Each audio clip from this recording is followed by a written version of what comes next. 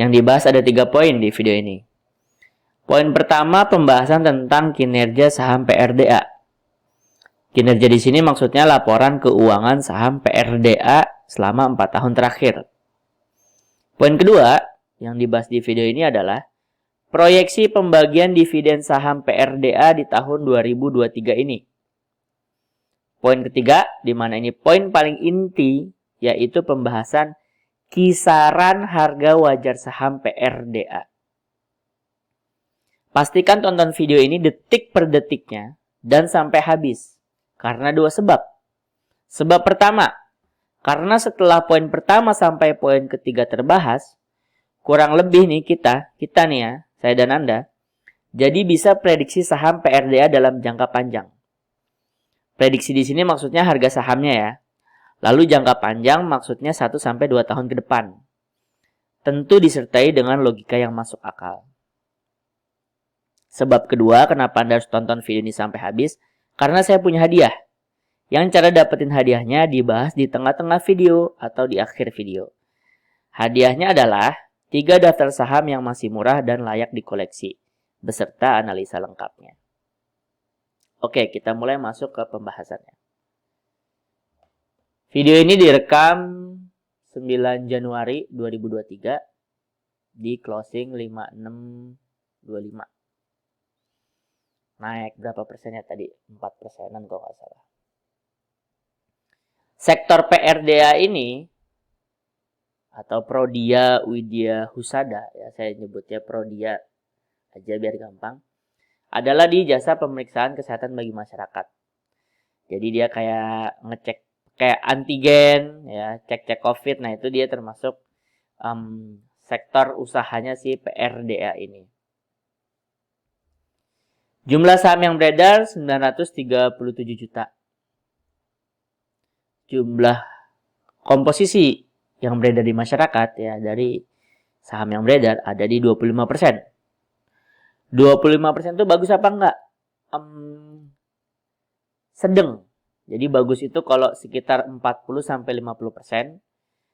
Sedang itu berarti di bawahnya. Yang berbahaya di sini maksudnya kalau bandarnya iseng gitu, sangat bisa harga dinaikin langsung ARA atau diturunin langsung ARB itu kalau misalkan di bawah 10%.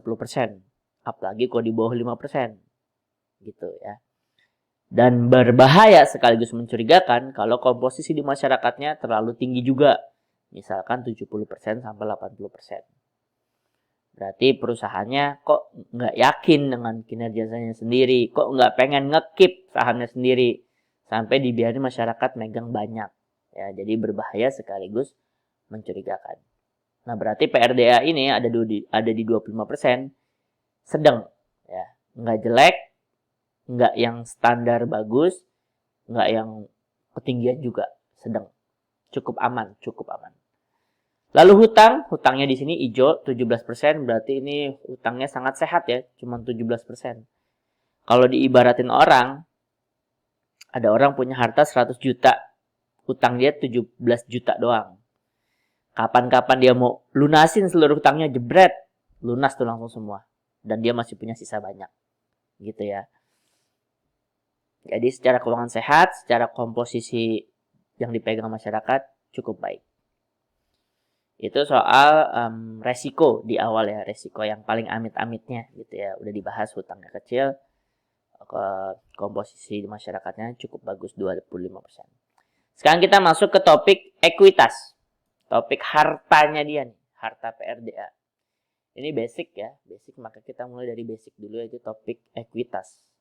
Topik harta. Selama 4 tahun terakhir, ya, dia ekuitas tertinggi nih. Sekarang nih, posisi sekarang PRDA, ini posisi ekuitas tertinggi.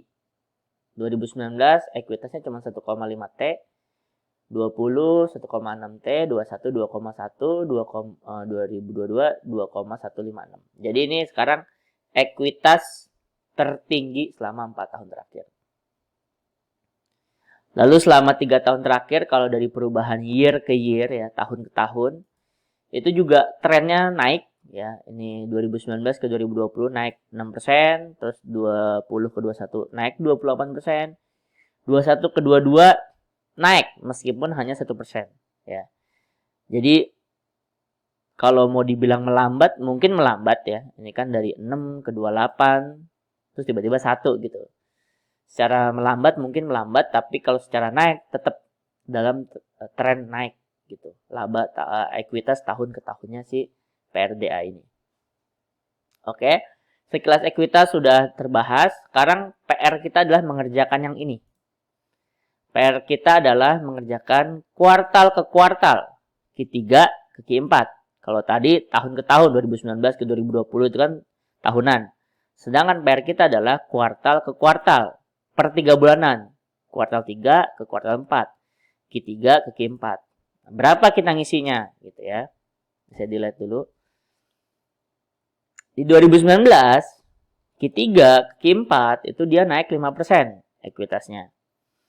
Di 2020, Q3 ke Q4-nya naik 7%. Di 2021, Q3 ke Q4-nya naik 5%. Nah, sekarang tugas kita menebak Q3 ke Q4-nya di 2022 berapa. Di sini saya masukin naik 5% juga. Kenapa naik 5%? Ya, ini 3 tahun belakangan range-nya ya di sekitar situ-situ aja, 5%, 7%, 5%. Saya bisa aja masukin 7%, ya kan? Bisa aja. Tapi kan sekarang udah nggak COVID banget gitu ya. Mungkin 7% pas lagi COVID-nya tinggi kali. Jadi saya masukin 5% aja. Dimana 5% itu adalah 2019 sebelum COVID. Ini Q4 ya, Q4 kayak udah mulai COVID ya kan, 2019 tuh udah mulai awal-awalnya. Di sini lagi COVID-nya, di sini 2021 COVID udah mulai mereda, tapi angkanya di sekitar 5%. Ya udah makanya di sini saya masukin, kalau harus prediksi saya akan masukin 5%. Gitu ya logika berpikirnya. Topik ekuitas selesai. Sekarang kita masuk ke topik laba. Topik book value saya nggak bahas, saya hanya sertakan aja karena buat Anda yang ngerti ya silahkan dibahas, buat yang nggak ngerti ya udah skip aja. Mencari harga wajar saham nggak terlalu butuh kok book value gitu, nggak terlalu butuh-butuh amat ya. Kalau pakai pendekatan dividen, book value nggak terlalu butuh-butuh banget. Sekarang kita masuk ke topik laba. Ya. Sebelum masuk ke topik laba nih udah 7 menit video ini berjalan dan Anda masih nyimak videonya gitu ya. Kemungkinannya ada dua nih kalau Anda masih nyimak. Satu, style saya ngomong Anda suka, atau dua, videonya berbobot bagi otak Anda. Apapun yang sebenarnya terjadi, entah ke satu atau kedua, saya minta tolong kepada Anda untuk like video ini dan tulis PRDA di komen.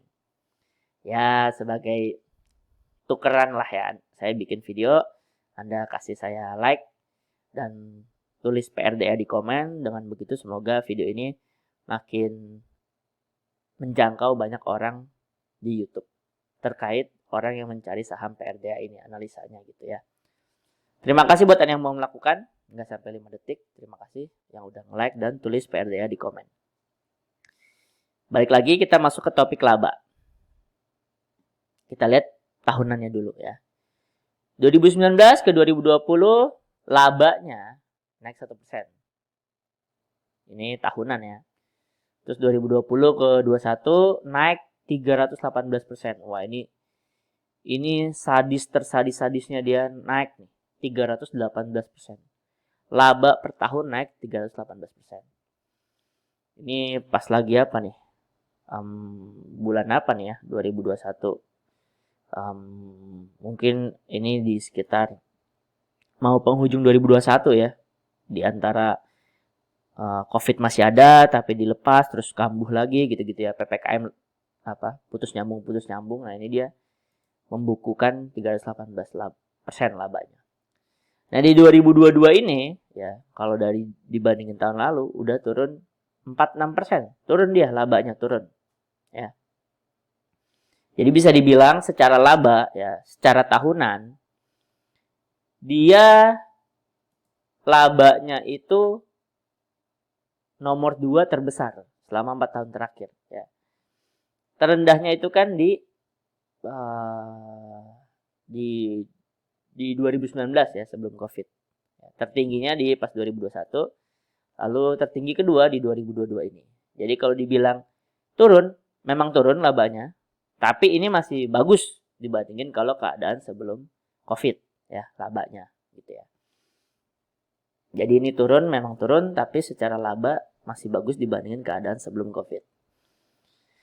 Tapi PR kita bukan itu. PR kita adalah menentukan Q3 ke Q4-nya, labanya di 2022 ini. Ya, ini yang masih tanda tanya nih. Ya, ini kotak biru tuh PR kita. Oke, kita flashback aja kuartal ke kuartalnya. Di 2019, Q3 ke Q4 naik 74%. Di 2020, Q3 ke Q4 naik 120%. Wah, sadis banget nih. Dalam 3 bulan naik laba 120%. Gimana nggak sadis? 2021, Q3 ke Q4 naik 22%. Dari ngelihat 3 tahun terakhir, kita bisa bilang tiap kuartal 3 ke kuartal 4 selama 3 tahun terakhir ya, 2019, 20, 21 itu selalu naik. Nah, sekarang tugasnya adalah jadi berapa nih di 2022? Nah, ini ningkatnya tajam-tajam ya. Ini paling tajam pas COVID 2020. Ini sebelum COVID.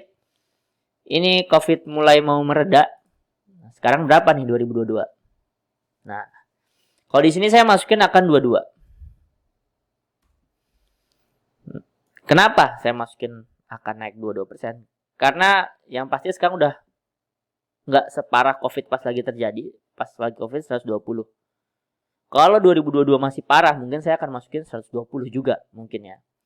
Tapi karena sekarang udah nggak COVID, udah nggak parah gitu, bahkan sebentar lagi kayaknya mau dijadiin endemi gitu ya statusnya. Maka saya nggak mungkin masukin 120 gitu ya. Saya masukin 74 bisa nggak? Bisa-bisa aja. Tapi saya masukinnya 22 karena kita hitungan cari aman aja. Oke? Hitungan cari aman. Jadi saya masukin katakanlah 2022 ini sama percis sama 2021. Cuman naik 22%. Ya udah saya masukin 22%. Oke? Nah, lalu itu tadi topik laba udah selesai. Sekarang topik EPS ya, topik paling seru. Laba tadi mendebarkan, sekarang seru. Sebelum saya masuk ke topik EPS, saya mau ngasih tahu hadiahnya. Ya kan tadi saya ngasih di depan, saya ngasih tahu tuh hadiahnya saya sampein. Kalau nggak di tengah, di akhir video ini saya sampein di tengah. Kebetulan di analisa sekarang saya sampein di tengah. Hadiah dari saya adalah 3 daftar saham yang masih under value, masih murah, layak dikoleksi dan beserta analisanya juga, beserta data-datanya juga. Cara dapetinnya adalah klik link yang ada di deskripsi atau klik link di komen yang saya pin. Nah, di situ cara dapetin 3 daftar saham yang masih under value dan layak dikoleksi beserta analisanya. Gratis, klik aja linknya, di situ nanti ada baca-baca sendiri. Gitu ya. Itu sekilas tentang hadiah dan cara mengambil hadiahnya. Kita balik ke topik EPS. Buat yang nggak tahu EPS, mungkin aja Anda trader gitu ya. EPS itu adalah keuntungan per lembar saham. Ya. Kayak uang 1000-an itu kan kita tahu value-nya 1000 gitu kan. Uang merah gambar Soekarno itu 100.000, kita tahu value-nya segitu. Nah, lembar saham itu sebenarnya juga ada value-nya. Nah, itu sering disebut dengan EPS. Keuntungan per lembar saham. Nah, sampai kuartal 3 ini, itu PRDA tuh udah megang per lembar sahamnya 294. Ya. Jadi kalau seandainya dari kuartal 3 sampai kuartal 4 nggak nambah 1 rupiah pun PRDA, EPS-nya, itu dia udah megang 294. Tapi, nggak mungkin dong nggak nambah 1 rupiah pun, dan jadi nambahnya berapa gitu kan. Nah, karena kita udah mengerjakan PR2 dan PR1, keluarlah prediksi EPS Q4-nya si PRDA ini, yaitu di 358. Gitu ya. Sekarang pertanyaannya, si PRDA bagi-baginya berapa nih? Ya. Itu disebut dengan DPR, Dividend Payout Ratio. 2019 dia punya EPS 224, nggak mungkin dibagiin semuanya dong. Nah, ternyata dia bagiannya 112. Dari dia punya 224, dia bagian 112. Atau kalau dihitung rasionya, disebut dengan DPR, itu 50%. 2020, dia punya EPS 287, dia bagi 172, DPR-nya 60%. Di 2021, DPR-nya 60% lagi. Nah, sekarang 2022 berapa nih? Ya. Kalau pesimis-pesimisnya, pakai aja 50%. Ini saya udah tulis. Pesimisnya PRD baginya 50%. Confident-nya ya udah daripada bingung rata-ratain aja. Ini dijumlahin bagi 3, rata-ratanya 57%. Kalau pakai optimisnya, pakai aja yang tertinggi yaitu 60%. Nah, kita masukin dari yang pesimis. Oke. Dengan asumsi DPR yang dibagikan untuk keuntungan di 2022, IPS di 2022 itu 50%, ya. Maka PRDA ini harga murahnya ada di 1791. Harga murahnya nih. Udah kelewat 68%. Harga wajarnya ada di 2600. Udah kelewat 52%. Harga mahalnya udah lewat 36%. Oke. Bagaimana kalau nggak pakai 50%? Bagaimana kalau ini 60%? Ya. Pakai ceritanya dia sama kayak 2020 dan 2021 bagi-baginya. Oke, kita pakai. Kalaupun 60%, harga murahnya PRDA di 2100. Udah kelewat 62%. Harga wajarnya udah kelewat 43%, harga mahalnya udah kelewat 24%. Jadi, kalau pakai analisa saya yang menggunakan dividenologi, ya perhitungan dividen, ya PRDA ini udah kelewat gitu, udah kelewat. Murah, mahalnya aja udah kelewat. Ya, ini 60%. Saya katakanlah ternyata nggak 50% gitu ya, katakanlah balik ke 50%. Maka yang mahal aja udah kelewat 36%. Ya. Apakah mungkin masih naik lagi? Ya mungkin aja, market mah nggak ada yang nggak mungkin kan, ya kan. Goto yang nggak punya keuntungan aja bisa ada harganya gitu. Terus bank-bank digital yang nggak ada keuntungannya bisa harganya mahal gitu. Jadi kalau ditanya naik masih bisa naik apa enggak, bisa aja. Tergantung bandar, tergantung trader, tergantung hembusan berita gitu ya. Tapi kalau berdasarkan hitung-hitungan dividen, yaitu kandungan lembar per saham, sama kayak kita ngitung kandungan warna biru Patimura itu adalah 1000, ya harganya PRDA ini ada di sini, mahalnya di 3.500, di mana harga sekarang ya udah kelewat gitu. Jadi kita mulai masuk recap nih ya, Secara komposisi di masyarakat aman, ya. Jadi relatif aman, ya, bukan aman 100%, relatif aman. Karena 25%. Hutangnya juga kecil, jadi kecil kemungkinan BRDA di tengah jalan bangkrut, kecil kemungkinan. Terus juga secara harta, ekuitas, ya, selama 4 tahun terakhir dia paling tinggi. Ya. Terus secara laba, dia 2 tertinggi selama 4 tahun terakhir. Ya. Tidak setinggi 2021, tapi juga tidak serendah 2019 sebelum pandemi. Terus dia juga bagi-bagi dividennya loyal ya, 50-60 loyal dia. Tapi ya secara valuasi dia udah mahal. Ya, sama kayak misalkan HP yang bagus misal yang bagus iPhone. Sebagus-bagusnya iPhone kan ada harga normalnya gitu, misalkan 10 juta misalkan. Ya kalau ada harga iPhone bagus, harga 12 juta, meskipun harga iPhone itu bagus, tetap aja dia udah kemahalan gitu. Gitu kan, kalau harga bagus lagi murah kan kita enak gitu belinya, paling nanti pasar harganya mahal, di situ kita bisa jual gitu. Nah tapi ini udah ngelewatin harga mahalnya gitu. Jadi terkait PRDA nggak ada masalah, dia bagus, perusahaannya bagus, keuangannya sehat, prospeknya saya nggak tahu kedepannya, meskipun COVID udah turun, tapi mungkin dia punya segmen-segmen atau usaha-usaha baru ya terkait yang pemeriksaan antigen gitu-gitu. Mungkin prospeknya agak kurang, tapi mungkin dia udah bikin bisnis baru mungkin. Tapi ya secara valuasi dia mahal gitu. Jadi kalau saya pribadi saya skip gitu. Kalau Anda mau ngambil langkah apapun ya terserah Anda. Ini hanya analisa, semuanya kembali ke keputusan Anda masing-masing. Gitu, sekian. Sebelum ditutup ada penutup dan pengingat. Penutup dari saya adalah Kalau Anda suka style saya atau Anda menganggap cara menganalisanya masuk akal dan berbobot gitu atau bermanfaat, mungkin sekedar bermanfaat, boleh subscribe channel ini, channel Saham Nyantai yang ngasih tahu perhitungan saham supaya investor yang beli saham pakai analisa dividen itu merasa aman, nyaman ya. Makanya namanya aja saham nyantai ya kan. Nggak mungkin kita nyantai kalau kita nggak ngerasa nyaman gitu ya. Anda suka analisa seperti ini, silahkan di subscribe channelnya. Sebagai pengingat, saya ada hadiah 3 daftar saham yang masih under value. Silahkan Anda ambil dengan klik link yang ada di deskripsi atau di komen yang saya pin. Semoga bermanfaat. Assalamualaikum warahmatullahi wabarakatuh.